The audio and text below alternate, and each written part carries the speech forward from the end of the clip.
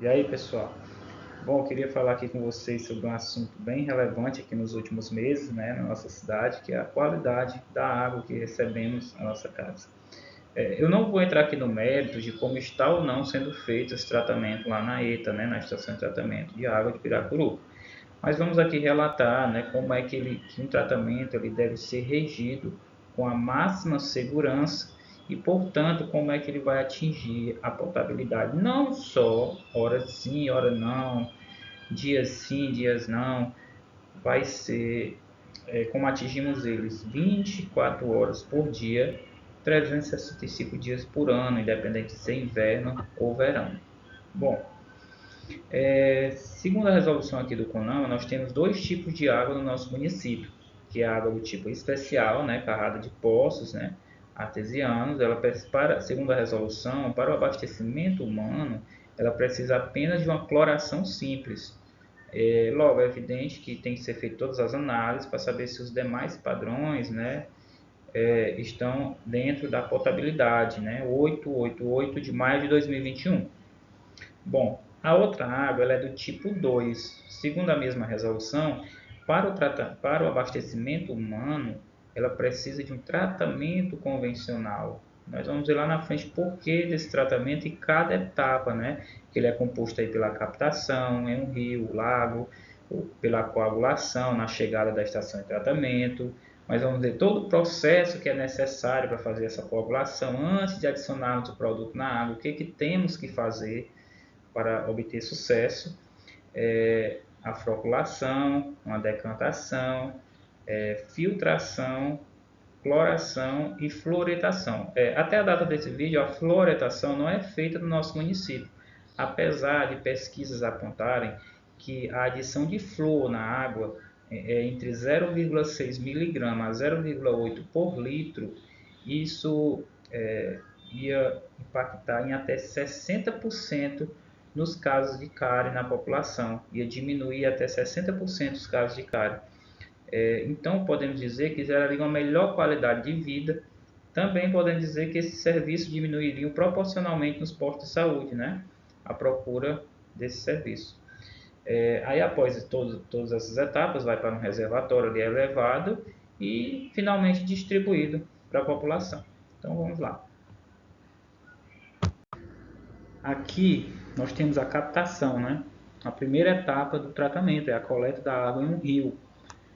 Aqui tem uma bomba rotora de 150 mil litros hora. Essa bomba aqui em questão era usada antigamente aí na GESPIS. Acredito que já tenham mudado essa bomba para uma vazão maior.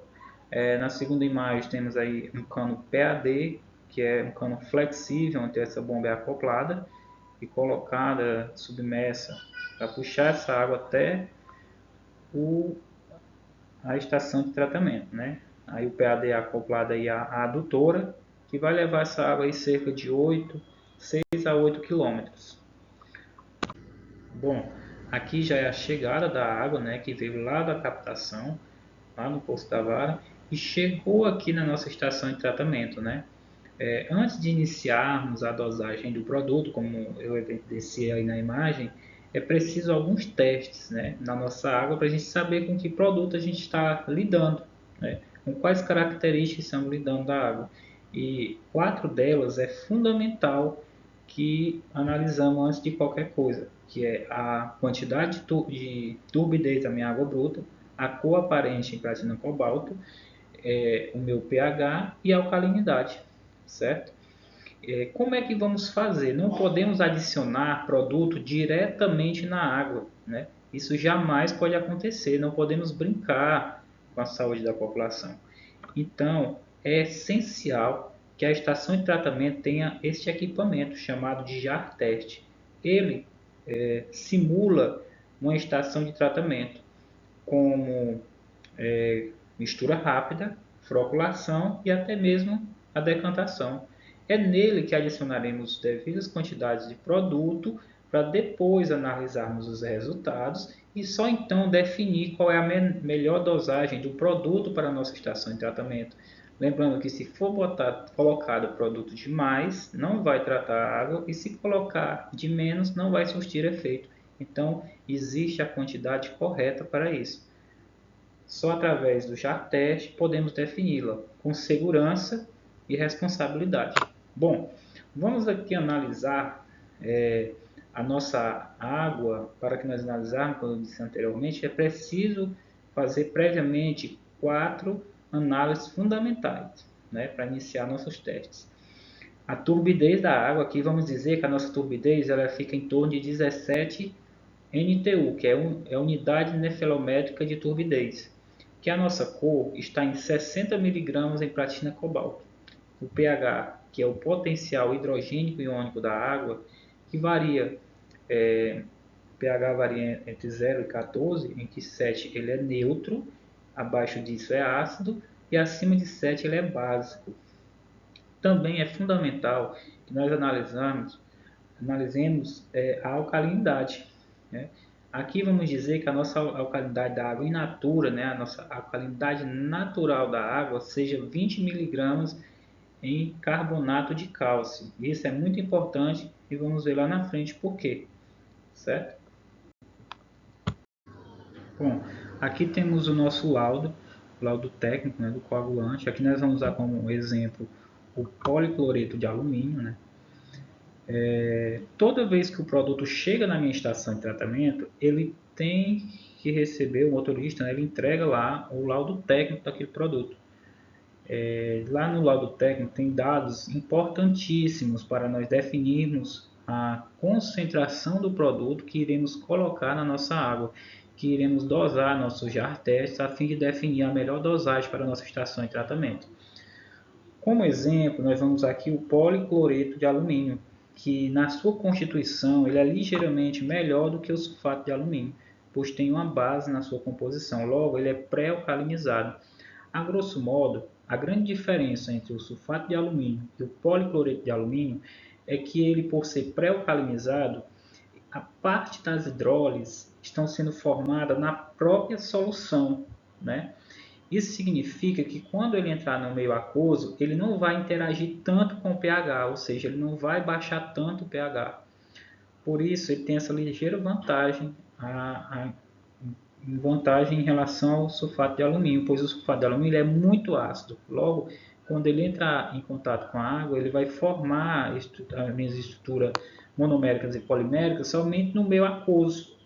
E isso vai baixar o pH da água, podendo alterar o tratamento, pois se o pH baixar demais, chegar a 4,5, segundo os estudiosos, né, segundo a literatura no assunto, não vai funcionar mais o produto. Ou seja, o que vai acontecer? O fenômeno de reestabilização dos meus coloides, né, das minhas estruturas em dimensões coloidais, então a água vai passar com aquela cor no final, porque nenhuma etapa do tratamento ela será retida.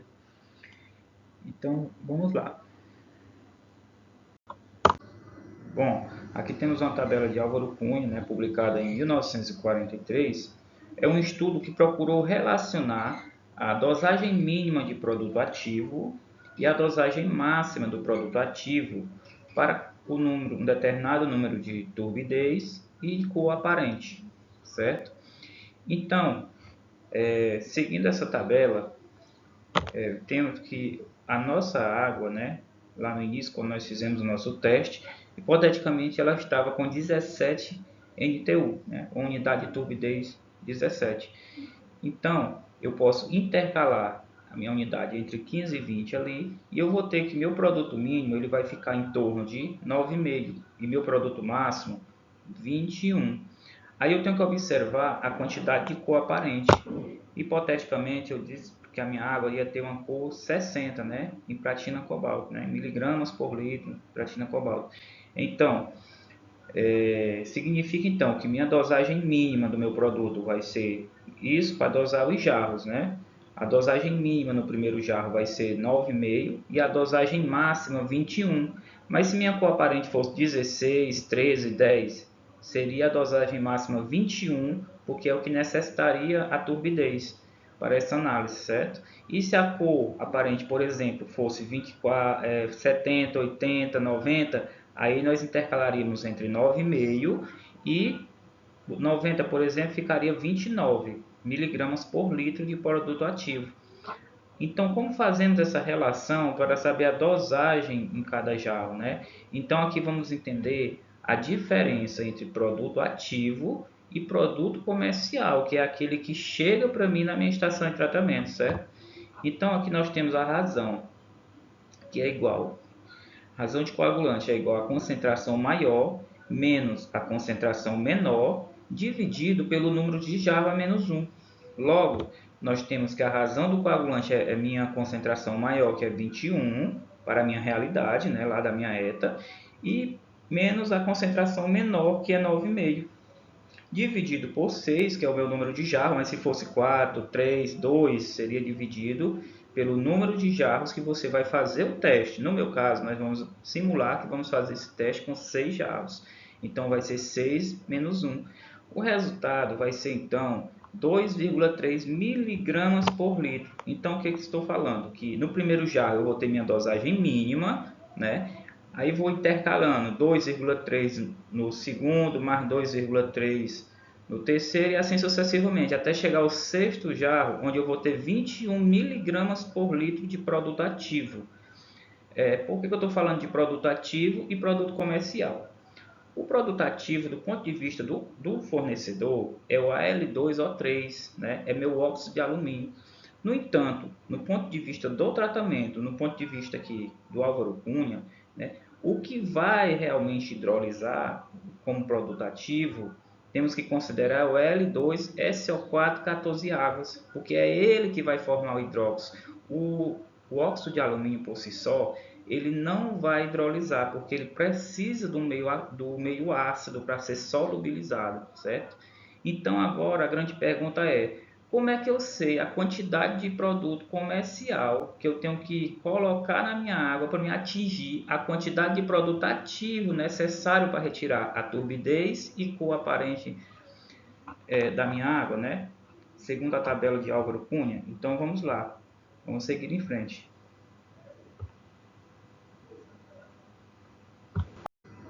Bom, como vamos fazer isso? Através de uma equivalência máxima. O que eu quero dizer? Em um molde Al2O3, tem 2 moles de alumínio. Em um molde Al2SO4 14 águas, que é o meu produto ativo, esse é o que vai hidrolisar, porque está em meio ácido. Ele tem também 2 moles de alumínio. Ah, mas você colocou o sulfato de alumínio, porque estamos trabalhando com PAC, nós não temos sulfato de alumínio. Bom, segundo o Dr. Sidney Século Ferreira Filho, professor da USP, né, da Politécnica lá em São Paulo, ele disse que nós não temos sulfato de alumínio, o que nós temos é o alumínio para hidrolisar. O meio ácido é só a forma como isso vai acontecer, porque ele precisa ser solubilizado pelo meio ácido. Então, nós podemos aqui fazer uma equivalência mássica, né? E temos então que 102 gramas de Al2O3 está para 594 gramas do meu produto ativo, que é o Al2SO4 14 águas, que é quem vai de fato hidrolisar. Logo, nós percebemos que existe uma relação entre dosagem de produto comercial e dosagem de produto ativo. Então, fazendo uma regra de 3, nós temos que dosagem de produto ativo é igual a dosagem de produto comercial vezes 594 gramas dividido por 102 gramas. Logo, eu tenho que dosagem de produto ativo é igual a dosagem de produto comercial vezes 5,824. Feito isso, nós vamos multiplicar pelaquela concentração de alumínio de Al2O3 que o fabricante me deu lá no meu laudo. Por isso é muito importante o estudo do laudo. Viu? Aí nós vamos ter então que DPA, que é a dosagem de produto ativo, que nós já temos lá pela tabela do Álvaro Cunha, né? Nós já sabemos qual é a dosagem de cada jarro que eu preciso em produto ativo. Então precisamos encontrar a dosagem de produto comercial, que é vezes 5,824, vezes a concentração do óxido de alumínio que o fabricante me deu lá na concentração do meu produto, sobre 100. Bom, então fica da seguinte forma. A concentração lá do meu PAC é 10,3, né, em Al2O3, que é a concentração de óxido de alumínio que o meu fabricante, né, manda para mim, lá no laudo técnico.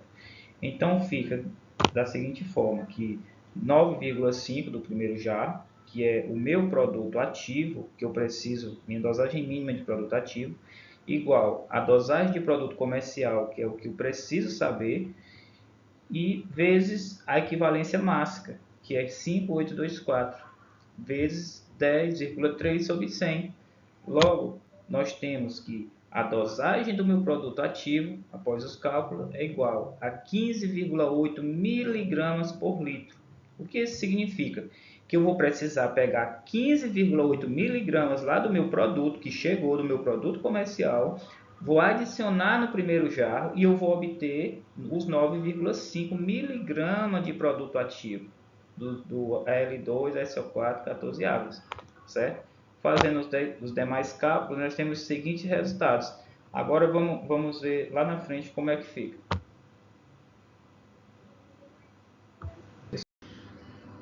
No jarro 1, para mim ter 9,5 miligramas, eu tenho que adicionar 15,8 miligramas de produto comercial. Isso seguindo até o jarro 6, onde eu tenho que adicionar 21 miligramas de produto ativo para tratar aquela turbidez e cor aparente, eu tenho que adicionar 35 miligramas do meu produto comercial que chegou para mim na minha estação de tratamento. Espero que esteja ficando bem claro essa parte. Então vamos lá. Nós temos então a dosagem de produto comercial que nós vamos precisar jogar em miligramas por litro.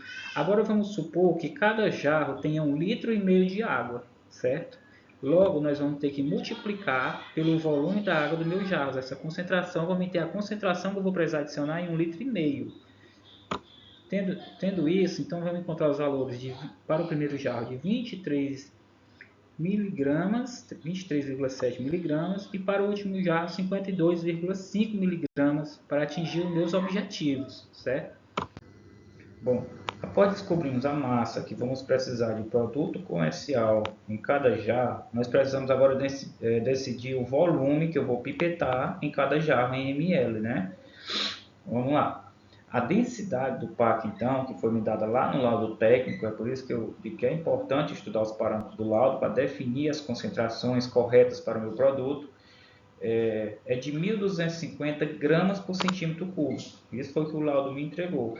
Então, é a mesma coisa de eu dizer que eu tenho 1.250 miligramas por ml. Cuidado com esses valores, tá? Se densidade é massa sobre volume, logo volume é massa sobre a densidade. Então, para o primeiro jarro, nós temos que massa sobre a densidade, né? Volume é igual a massa sobre a densidade, o volume então fica 0,019 ml. Ou seja, eu tenho que pipetar lá no meu primeiro jarro essa quantidade em ml. Fazendo os demais cálculos, né, nós temos aí todos os resultados. Mas nós dizemos então que são resultados bem pequenos, né, impossíveis de pipetar até em laboratório. Então, o que vamos fazer? Nós precisamos fazer uma diluição a 1% do meu produto, né, do meu produto comercial, volume sobre volume. Não? Então, fica assim. Olha, que 100 ml da minha solução, eu vou pegar lá, né, o balão volumétrico, vou colocar 100 ml de água, eu vou colocar 1 ml do meu produto. Então, eu vou ter uma concentração de 1% do meu produto dentro dessa solução. Aí, então, o que fica? Fica como? Fica que 100 ml da solução está para 1 ml do meu produto, do PAC, né, o policloreto de alumínio, e x ml desta solução vai estar para 0,019 ml de PAC, que é o que eu preciso para colocar lá no meu primeiro jarro. Fazendo aí a regra de 3, nós temos que x é igual a 100 vezes 0,019 dividido por 1. Logo, fica 1,19 ml da solução que eu vou ter que pipetar lá no meu jarro para obter 0,019 ml do meu produto. Então, percebemos que é só eu multiplicar pelo fator de diluição. Se eu deslocar ali duas casas a vírgula em todos os meus resultados, eu vou obter aqui meu produto diluído a 1%, né? Volume sobre volume.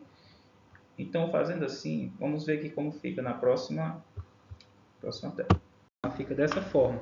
O que eu quero dizer?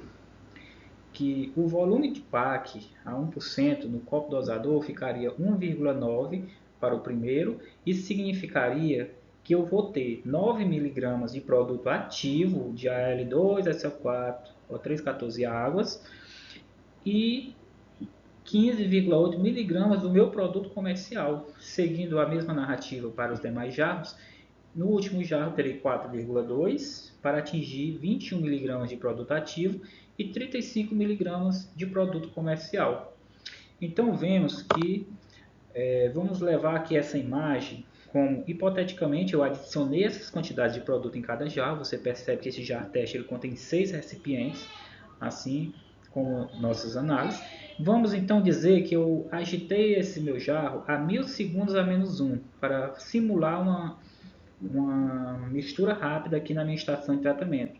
Isso durante 2 minutos. Aí eu peguei e coloquei 20 minutos a 20 segundos a menos 1. Depois deixei repousando 20 minutos, certo? Para simular aí a decantação do meu produto. Então vamos aqui para os resultados desses nossos testes, né? Um exemplo aqui que vamos dar. Bom, aqui temos os resultados finalizados no JAR teste, né? Agora nós vamos decidir aqui qual foi o melhor resultado para nós aplicar aqui na prática, né, na nossa estação de tratamento para obter excelentes resultados.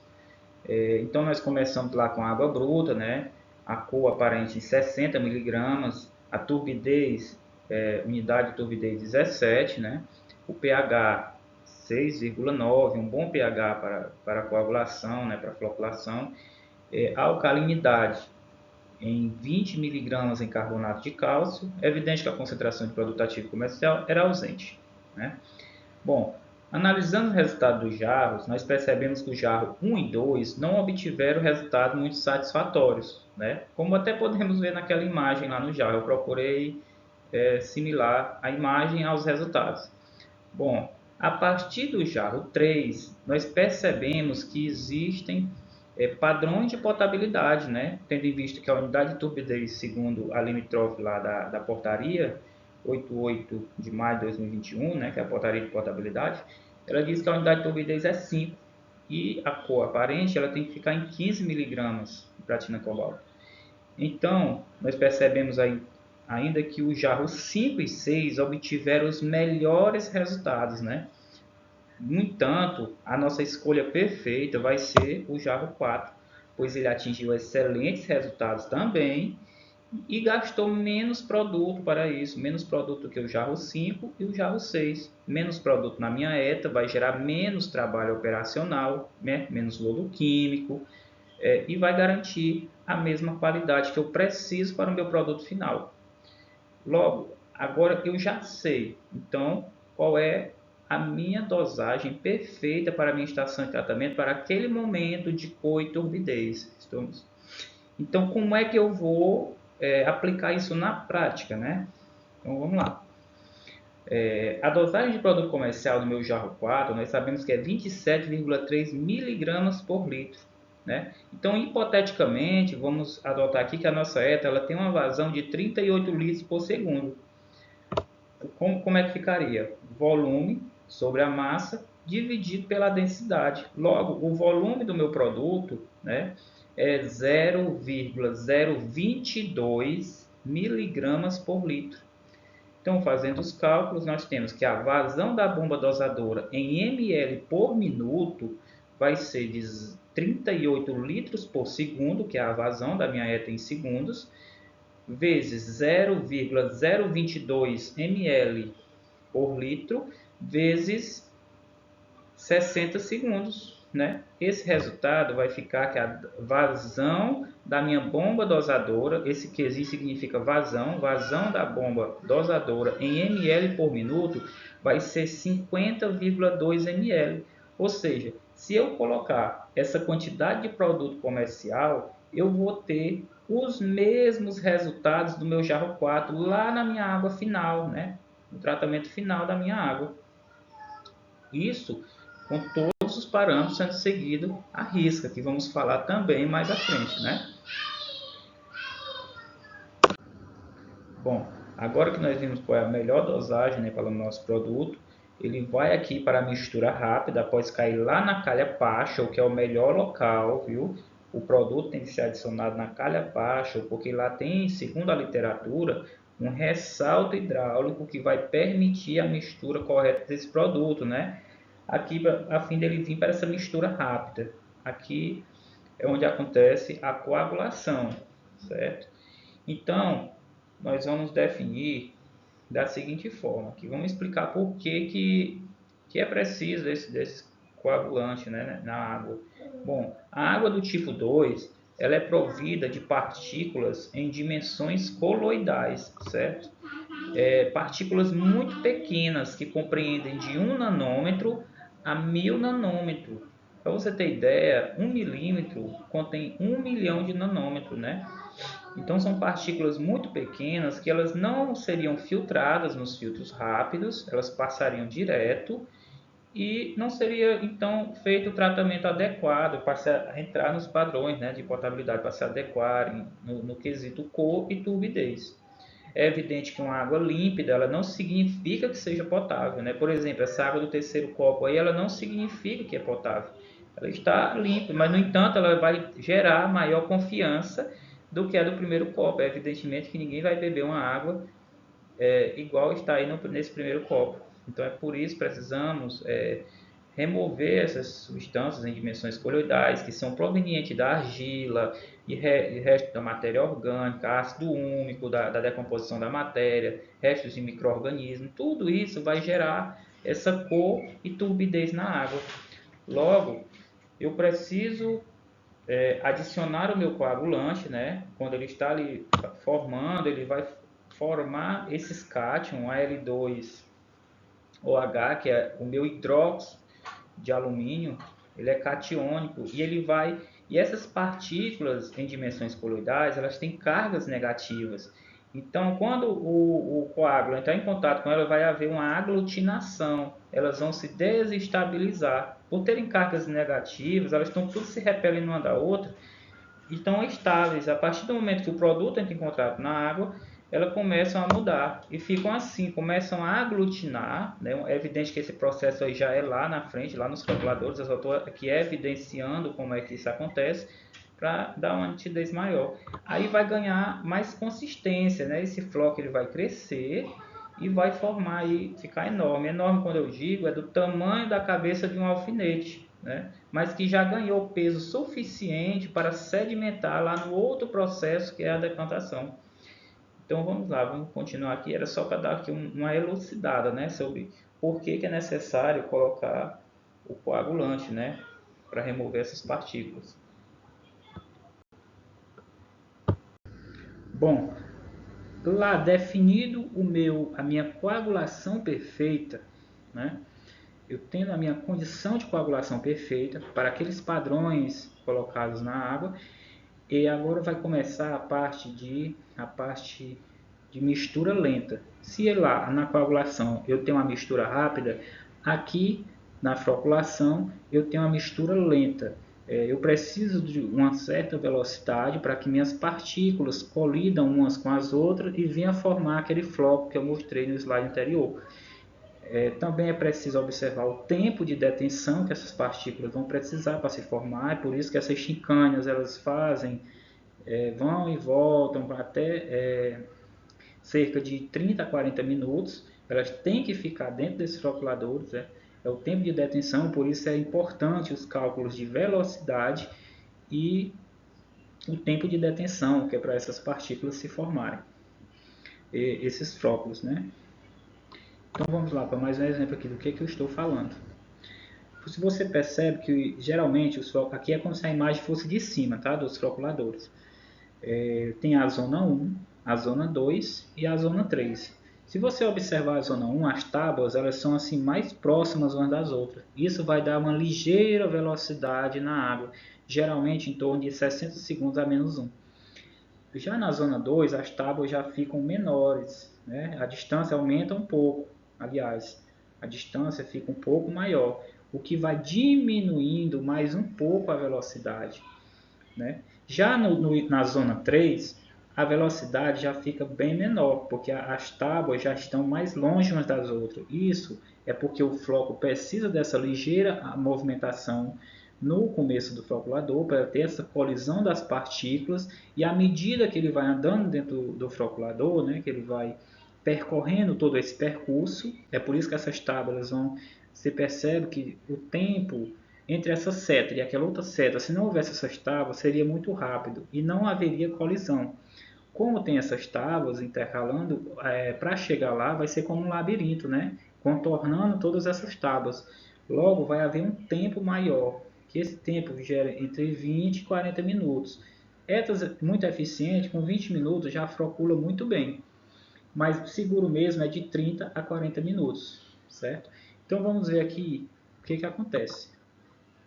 Bom, no início aqui, após a coagulação, nós vemos que existe o hidróxido, né, no meio das partículas em dimensões coloidais, mas não está havendo uma colisão efetiva. A partir do momento que essas partículas entram nos floculadores, elas começam a colidir e começam a ganhar massa, né, ganhar peso. Bom, aí quando vai chegando já na terceira zona, essa massa ela está bem consistente, ela criou um floco grande, né? Grande quando, como eu falei anteriormente, do tamanho da cabeça de um alfinete, mas que necessário para que ele sedimente lá no próximo processo, que é a decantação da água, né? O floco vai sedimentar. Mas o que eu queria mostrar aqui para vocês? Se eu não tiver uma velocidade efetiva no meu floculador, ele vai criar flocos frágeis, né? Que é esses últimos aí que eu estou mostrando para vocês. Se a velocidade for grande demais, ele vai colidir no final, ele vai formar esses flocos perfeitos. No entanto, na terceira zona, ele vai colidir com as paredes do decantador, do floculador, perdão, e vão se partir novamente, formando flocos frágeis. E se, se não houver o tempo de detenção necessário para que se forme os flocos, também vai criar flocos frágeis. O que acontece? O floco frágil ele não tem peso suficiente para sedimentar.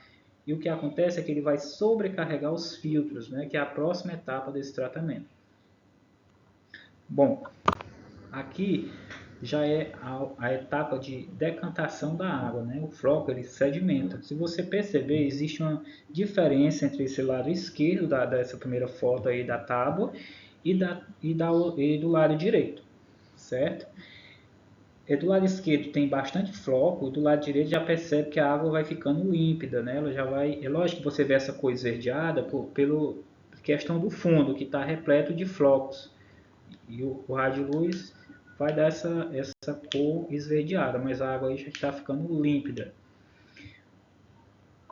Passando aqui é onde a calha coleta a água do outro lado do decantador, somente da superfície da água, certo? Aqui é importante também verificar os cálculos, pois o arraste da água aqui nesses vertedouros, né, que a gente chama, eles não podem ultrapassar a força de sedimentação, pois senão o floco vai pegar essa força de arraste e vai subir para dentro da calha. Então, tudo isso é calculado na construção da estação de tratamento, né? Vamos passar aqui a etapa dos filtros. Bom, após a decantação, aqui vem a penúltima etapa desse tratamento, que é a filtração. Aqui é onde vai ficar retido aquelas colóides, aqueles coágulos, né? Os hidróxidos de alumínio que não conseguiram se formar com eficiência, que não ganharam peso suficiente para sedimentar. No entanto, ganharam tamanho suficiente para ficar retido aqui nos filtros, né? Eles não vão passar. Eu queria falar aqui um pouco sobre a lavagem desses filtros, pois ela geralmente as estações de tratamento, dependendo da construção, elas não são feitas de maneira correta. Aqui, por exemplo, o hábito onde eu li, né? Não estou dizendo que isso acontece aqui na minha cidade, mas eu li diversos artigos falando sobre tratamento da água, onde que se tem o hábito de ter a operação no cotidiano, de descer essa água somente até que, deixa eu ver se eu consigo sinalizar aqui para vocês. Bom, aqui é a calha aqui de lavagem, certo? A água, quando está em processo de filtração, ela fica aqui nessa parte de cima, a areia fica aqui, onde vai filtrar as partículas, né? Aqueles hidróxidos que não conseguiram sedimentar, eles vão ficar retidos aqui na areia, nesse pedregulho, eles não vão passar aqui para esse fundo falso. Aqui vai ficar somente a água limpa, onde vai ser coletada para o poço de sucção e posteriormente clorada, certo? Mas aí, qual é o ponto que eu quero tocar aqui? Muitos dos operadores, quando vão lavar a estação, segundo os trabalhos que eu li, né, eles pegam, secam a água somente até na calha, aqui, ó. Ou seja, todo esse meio aqui, ele fica com água, certo? Inclusive aqui no fundo falso. Aí o que eles fazem? Eles liberam a água lá de lavagem, que ela fica numa caixa elevada, né? Isso aqui tem tudo um processo, né, de gradiente de velocidade. Ele desce aqui pela gravidade, ele vai subir por aqui e a sujeira que é para ser retirada, ela não vai sair de maneira eficiente. Por quê? Porque não vai haver a expansão do leito, certo? Não vai haver a colisão entre as partículas de maneira eficiente. Isso aqui é um processo que elas colidem umas com as outras e acontece o processo de limpeza. Então, como aqui essa parte já está cheia d'água, não há a expansão desse meio filtrante, eles não expandem de maneira correta. Então, vai limpar, ali eu comparo com uma meia sola, né? Não é uma lavagem eficiente. Então, como é que essa lavagem tem que ser feita segundo a literatura? Não é eu que estou dizendo, certo? Segundo a literatura para o tratamento de água convencional e lavagem de filtros rápidos. Bom, essa água deve ser aberto esse registro aqui, ó, que vai para o esgoto. Essa água é toda drenada, certo? E essa parte aqui vai ficar toda seca. Aí fecha o registro. Aí sim, vem aqui e abre o registro da lavagem. Quando essa água desce aqui, esse meio aqui está vazio, ela vai fluidificar isso aqui com mais eficiência. Vai haver uma colisão das partículas do meio, de maneiras que vão acontecer a autolimpeza dessas partículas, certo? Logo, toda a sujeira do período de filtração entre uma lavagem e outra, eles vai conseguir retirar nessa lavagem. Inclusive, é recomendado que se jogue cloro nas paredes do filtro, certo? Jogue cloro na areia, jateie a areia para tirar aquelas partículas maiores que se formam durante a minha carga de filtração, para que quando essa água venha, ela pegue todas as partículas que já estão bem quebradas, né, pequenas, e consiga jogar aqui na calha e assim limpar todo o meio filtrante, viu? Inclusive, se chegarmos em uma ETA e vermos que as paredes dos filtros estão com lodo, isso significa que não estão sendo bem cuidadas, viu? Olha o alerta aí. Então, se forem tomadas essas medidas, o que acontece? Aliás, eu vou dizer aqui o que acontece quando não é tomada essas medidas de retrolavagem periodicamente na ETA. Bom, com o passar do tempo, que é feita essa lavagem somente com a água aqui na calha, o que vai acontecer? O meio filtrante vai ficar colmatado, né? Ele vai ficar cheio de substância no seu meio que vai impermeabilizar parcialmente parte da minha carga de filtração. Eu vou perder minha carga de filtração. Aí o que acontece? O sistema ele é todo por gravidade, né? Uma parte do sistema alimenta o outro até o final do tratamento, ou seja, os floculadores, a mistura rápida alimenta os floculadores alimentam os decantadores por sua vez os filtros e o filtro posto de sucção. Bom, quando o meu filtro não tem uma carga de filtração efetiva, quando ele está parcialmente obstruído por maus práticas de lavagem, o que vai acontecer? Esse sistema ele vai inflar mais rápido, né? Vai subir a água vai passar por cima daquelas calhas no decantador e vai sobrepor os floculadores, né? Deixando o tratamento inviável da água. Aí o que acontece? Muitas vezes eles pegam, chamam, a ETA perdeu a capacidade de trabalho, a ETA não está mais produzindo, não está mais filtrando. Aí eles vêm, o técnico vem lá de onde for, né, aí pergunta, cadê as retrolavagens estão sendo feitas? Aí diz, não, está tudo feito, não sei o que. O que eles fazem? Troca o meio filtrante. Aí perde tempo, para a ETA, troca areia, troca pedra. Aí pronto, por alguns tempo aquilo vai funcionar, porque o meio está todo novo, No entanto, essas práticas se repetem no cotidiano e vai comatando novamente o meio filtrante. Então é importantíssimo que se faça a retrolavagem secando todo o filtro, jogando cloro nas paredes do filtro, jogando na areia. Esse cloro ele não vai passar para a água filtrada porque a lavagem vai tirar todo o cloro e jogar na calha, né? Para fazer a desinfecção efetiva desse filtro. E é importante secar para que as partículas do meio filtrante elas consigam colidir. Isso é até fácil de imaginar. Se eu pegar aqui e imaginar essa água descendo aqui e colidindo aqui nessas partículas diretamente com esse meio filtrante seco, eles vão expandir com mais eficiência e vão lavar esse filtro aqui, vai cair na calha e ele vai ficar bem limpo, preparado para a nova jornada de trabalho, né? Que ele tem que enfrentar diariamente, ininterruptamente. Pois bem, sobre isso é isso que eu queria falar, né, sobre os filtros. A melhor maneira de se lavar, não tem outra. Pesquisei em muitas literaturas, não existe o meio correto de se lavar um filtro, é feito as retrolavagens. Não existe esse negócio de secar o filtro só até aqui e deixar todo esse meio aqui com água. Não vai haver a expansão do meio filtrante e vai prejudicar o tratamento da água, pois os filtros não vai perder a vazão, tá? Então vamos lá, vamos passar aqui para o próximo. Bom, o último procedimento aqui na estação de tratamento é a questão da desinfecção, certo? A desinfecção ela é feita através do proclorito de sódio, proclorito de cálcio, de cloro, que é o isocianato de sódio. Eu não sei qual é, eu acredito que seja o isocianato de sódio que estejam usando agora na estação de tratamento, né? Ele, pela potabilidade, ele tem que ter 2 miligramas por litro, né? Lá no ponto final, lá na casa do cliente, para garantir que não haja contaminação por micro-organismos causadores de doenças, né? Micro-organismos patogênicos. Agora, queria tocar aqui em outro assunto, que é a importância de controlar o teor de alumínio na água, pessoal. Bom, garantir a qualidade da água que consumimos é essencial para a saúde da população, certo? Então, efeitos na saúde humana, né, para o excesso de alumínio na água, tem a doença de Alzheimer. Algumas pesquisas sugerem que o nível de alumínio na água pode estar relacionado ao desenvolvimento de doenças como Alzheimer.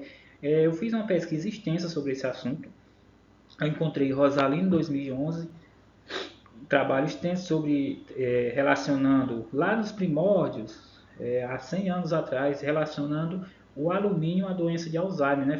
Fizeram testes em coelhos onde acharam os mesmos traços relacionando o alumínio no cérebro do coelho com a doença de Alzheimer no ser humano, certo?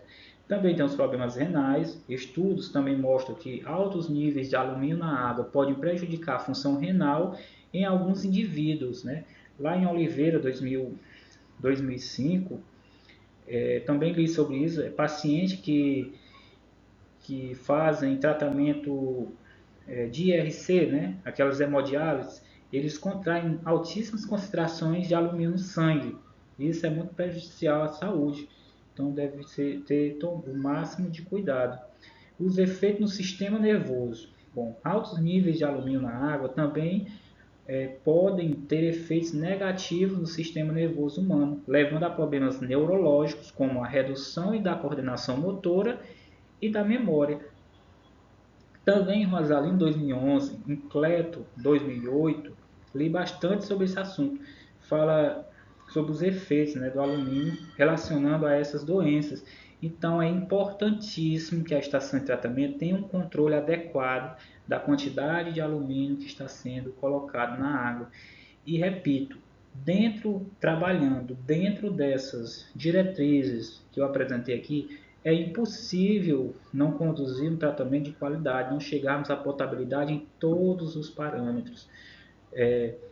Pois, mesmo que o ensaio de jar teste, se a estação de tratamento tiver um jar teste, os operadores poderão fazer testes periodicamente nessa água. Se a água está com turbidez mais alta, ele vai adicionar uma quantidade X de produto. Se a turbidez está mais baixa, a quantidade Y. esses cálculos devem ser feitos para garantir a quantidade de produto ativo necessário para tratar a água dentro daquele produto comercial que eu estou recebendo. Lembrando que para o fabricante, o produto ativo é o L2O3, é a concentração que ele me dá lá no meu balde, mas para o tratamento da água, para a efetividade do tratamento, devemos levar em consideração que o produto ativo é o Al2SO4 14 águas. Bom, concluído aqui que o sulfato de alumínio ou qualquer outro coagulante à base de alumínio com coagulante da água tratada apresenta sérios riscos para a saúde pública e meio ambiente, desde que usados, isso aqui, se forem usados da maneira correta, não apresentam risco nenhum, certo? Pois a única maneira do alumínio passar na forma solúvel, a L3+, se for com pH muito baixo. Se ele baixar para 4,5, o produto vai parar de funcionar, vai haver a reestabilização das partículas e o produto vai passar direto na água, certo? Então, recomendação, né? O que a gente recomenda? O uso do coagulante alternativos, como o policloreto de alumínio e polímeros de alumínio. Ora, o policloreto de alumínio ele é melhor do que o sulfato de alumínio, principalmente em etas pequenas, como aqui na cidade de Piracuruca, porque ele é pré-alcalinizado, ele vai mexer menos com o pH do meio aquoso, logo ele vai ter uma reação melhor, né? Isso é, todos os parâmetros, aqueles 4 parâmetros têm que ser observados, principalmente também a alcalinidade, pois estudos, né, já comprovados, tem que para cada miligrama de produto ativo que eu coloco na minha água, eu consumo 0,45 de alcalinidade in natura, né, da água in natura, ou seja, a alcalinidade natural da água. Então eu preciso ter alcalinidade suficiente para aquela quantidade de produto que eu vou jogar. No exemplo lá, eu não falei muito, mas a minha alcalinidade ela caiu à metade. Quando a alcalinidade baixa e eu preciso adicionar mais produto, isso significa que esse produto vai começar a atacar o meu pH. Então a alcalinidade nesse ponto de vista, ela é como um pilar. Ela é quem segura aquele pH ali estável, certo? Sem baixar drasticamente. Bom, recomendado, né? É fundamental que o Estado invista em infraestrutura e tratamento de água mais eficientes e ecologicamente corretas, na capacitação dos profissionais da área de tratamento de água, a fim de garantir a máxima eficiência. Ora, o que eu quero dizer com isso, pessoal? Nenhum pai de família sai de casa pensando em errar, muito menos em colocar em risco a vida da população. Mas eu tenho certeza que se ele sair de casa preparado, consciente da importância do grande papel que ele faz perante a sociedade, por que eu digo isso? Saúde não se faz em hospitais e postos de saúde, se faz dentro de uma estação de tratamento, onde eu estou provendo água para toda uma população. Se eu fizer o trabalho correto, muitas vezes o médico nem vai ser acionado. Essa é a grande verdade, viu, pessoal? Então, tendo em vista o grande trabalho realizado perante a sociedade, né? Então, pessoal, espero que o vídeo tenha ajudado, né? A minha intenção é de ajudar a corrigir certos problemas. Se a estação de Piracuruca, eu não sei, mas se ela não tiver um JAR teste, é bom que seja solicitado. Não é um equipamento muito caro e é de fundamental importância para a tratabilidade da água, seja no verão, seja no inverno, porque à medida que a água vai mudando, tendo em vista que o tratamento, como eu já falei, é um organismo vivo, vai sendo feitos testes no JAR teste e vamos adicionando a concentração de produto correto. Também tem que ver a questão quando se a turbidez aumentou, o tempo que vai se lavar os floculadores e decantadores diminui, porque eu vou adicionar mais produto, então eu vou ter mais lodo químico, né? Que é resultante da sedimentação dos meus flóculos, eu vou ter lodo químico na minha ETA. Eu preciso também fazer essas lavagens mais periódicas e a questão da lavagem dos filtros. É fundamental que seja feita as retrolavagens para que haja a colisão entre as partículas do meio filtrante e elas se autolimpem, certo? Garantindo então uma nova jornada de trabalho eficiente Se isso não for feito, a ETA, com o passar do tempo, ela vai perdendo sua capacidade de filtração, então vai dar a entender que a ETA não é mais capaz de tratar aquela vazão que lá está, quando na verdade isso não é verdade. A ETA, se for bem cuidada, ela vai tratar a vazão que ela foi construída, ela é feita pela gravidade, né? A ETA convencional, clássica, que nem o modelo da nossa aqui. Então fica aí a recomendação, espero que se não tiver o JAR teste na ETA, que eles tragam, né? Que eles consigam, aí sei lá, o poder público aí consiga que a GESPISA coloque um JAR teste lá na estação de tratamento, caso não tenha, e que especialize, né, os operadores para que eles consigam usar de maneira correta o JAR teste, ficar atento aos produtos, a maneira de lavagem dos filtros. Não estou dizendo que não é feito, estou dizendo sobre a literatura que eu estudei sobre o assunto, né? Principalmente em Rosalino 2011, ele retrata bastante essa questão da operação da ETA, de dentro da estação de tratamento. Por isso que eu estou falando desse assunto, certo? Do mais, eu queria dizer muito obrigado, né? Então aqui fica a minha reflexão que devemos ter a obrigação como ponto de partida e não como ponto de chegada. Só assim fugiremos da mediocridade, né? Essa frase é de Mário Sérgio Cortella, um grande filósofo da atualidade. Então é isso, pessoal. Uma boa tarde e até a próxima.